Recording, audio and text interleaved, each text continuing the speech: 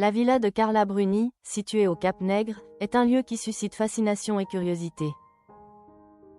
Entre mer turquoise et Pinède, cette propriété familiale, héritée de la famille Bruni Tedeschi, est un véritable sanctuaire de tranquillité. Le château Faraghi, construit dans les années 1930, est le cœur de ce domaine, qui reste largement méconnu du grand public.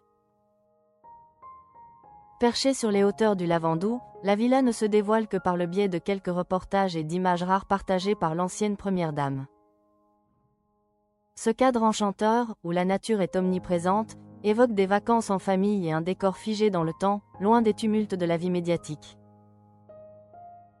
Le domaine du Cap-Nègre est un lotissement fermé, offrant une exclusivité rare. La propriété de Carla Bruni s'étend sur environ 3,5 hectares, avec un parc où la végétation luxuriante domine.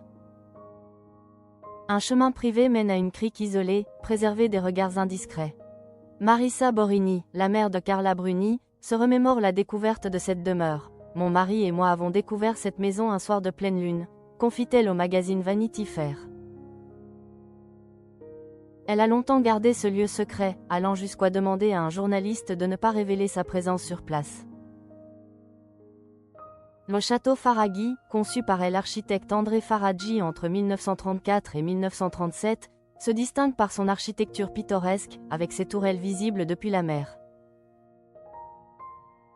À l'intérieur, le décor rétro, composé de tomettes et de poutres apparentes, a été préservé dans son état d'origine.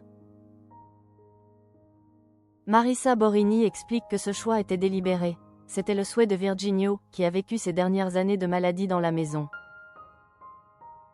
Il faisait remplacer à l'identique les objets usés par le temps. Chaque été, Carla Bruni et Nicolas Sarkozy se rendent dans cette villa pour des vacances discrètes. Dans un reportage de l'INA, l'ancien président est aperçu quittant le domaine, déclarant « On fait comme tout le monde, on se baigne, on se repose ». Dans son livre Astérisque le temps des combats, il décrit la propriété comme « une grande demeure faite de pierres et de tuiles plantées solidement en haut du cap, sans prétention mais avec élégance ».